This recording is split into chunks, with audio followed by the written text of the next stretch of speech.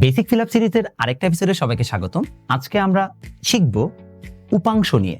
উপাংশ জিনিসটা এসএসসি তে আসলে সেরকম ভাবে পড়ানো উচিত না, সিলেবাসেও নাই, বাট ঘুরায় ফিরায় দেখা যায় আসলে বেশ কিছু অঙ্কে এবং পার্টিকুলারলি কনসেপ্টে উপাংশটা ঘুরে ফিরে চলেই আসে।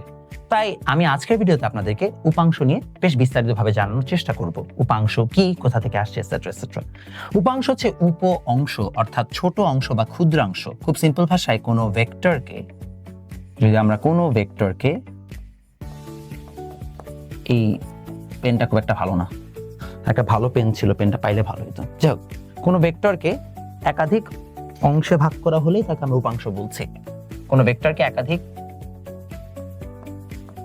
ভেক্টরের যোগফল রূপে প্রকাশ করা, একাধিক ভেক্টরের যোগফল। আচ্ছা, আমি তো জাস্ট কনসেপ্ট পড়াচ্ছি, আমার তো লিখেও পড়ানোর কিছু নেই। তো সাপোজ এর একটা ভেক্টর, আসলে আমি লিখে লিখে পড়া অভ্যস্ত, তো এই ভেক্টরটাকে তুমি হচ্ছে এই দুটো ভেক্টরের যোগফল রূপে প্রকাশ করলাম, যেটা পি ভেক্টর, এটা হচ্ছে যে এক্স আর ওয়াই আমরা দিলাম। তাহলে এই পি ভেক্টরকে এক্স আর ওয়াই এর যোগফল রূপে প্রকাশ করলাম, তাহলে এক্স আর ওয়াই হবে পি ভেক্টরের উপাংশ।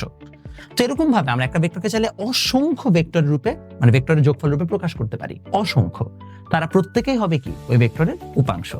এখন উপাংশ কনসেপ্টটা কেন দরকার? উপাংশ কনসেপ্টটা আসলে অনেক অনেক কারণে দরকার। মনে করো তুমি হচ্ছে যে এখানে একটা সিম্পল কনসেপ্ট চিন্তা করো, এই হচ্ছে একটা অবজেক্ট, এই অবজেক্টটাকে তুমি মনে করো হচ্ছে যে এই বরাবর পুল করেছো একটা ফোর্সে। আর তোমাকে যদি বলা হয় আচ্ছা এই অবজেক্টটার এক্স অক্ষ বরাবর ফোর্স কতটুকু ফিল করেছে, তাহলে তখনই তোমার উপাংশ লাগবে, কারণ এইদিকে এফ এর একটা অংশ হচ্ছে এফ এক্স, যে এক্স অক্ষ বরাবর সে এতটুকু পরিমাণ বল ফিল করছে। অর্থাৎ বিষয়টা এরকম, মনে করো আমি এরকম ভাবে ধাক্কা দিলাম, ধাক্কা দিলে আসলে সে এক্স অক্ষ বরাবর কতটুকু গেছে, এটাকে আমরা বলছি কি আমাদের উপাংশ। তাহলে আমরা উপাংশের বেসিক আইডিয়া চিনতে পেরেছি, বা উপাংশ কি সেটা সম্পর্কে জানতে পেরেছি। আমাদের এখন আরো ফার্দার কিছু জিনিসপত্র জানতে হবে, সেই জিনিসগুলো সম্পর্কে আমরা জানার চেষ্টা করব। প্রথমত এই যে আমরা এফ এক্স একটা কি পেলাম, এফ ওয়াই। তো আমরা উপাংশের একটা স্পেশাল কনসেপ্ট হচ্ছে লম্বাংশ। কি বললাম? লম্বাংশ বা পারপেন্ডিকুলার কম্ব, অর্থাৎ যেখানে দুটো উপাংশ পরস্পর 90 ডিগ্রি অ্যাঙ্গেলে থাকে, এবং আমাদের লম্বাংশটাই বেশি বেশি দরকার হয়।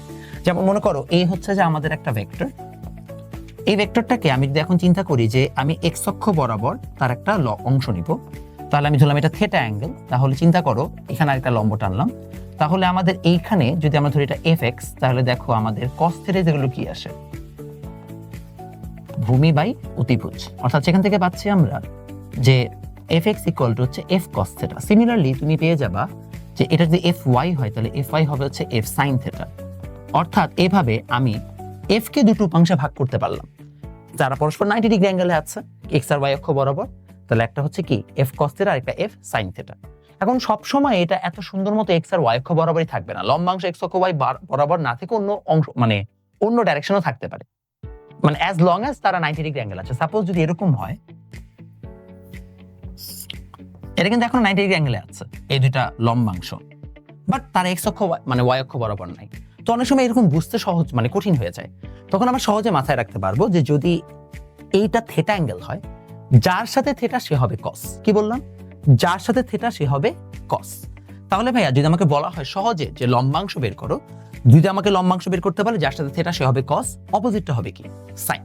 এবং দেখো এটা কোন জায়গায় কাজে লাগে, তোমরা যখন স্থিতিকোণের ফর্মুলা পড়েছো তোমাদের বইয়ের 91 নাম্বার পেজে বা 89 নাম্বার পেজে, আমি এক্স্যাক্টলি পেজ নাম্বার ভুলে গেছি, হয় 89 না 91, তখন আমরা প্রায় এরকম একটা কনসেপ্ট দেখি যে মনে করো এরকম একটা অবজেক্ট হচ্ছে যে আনত তলে আছে।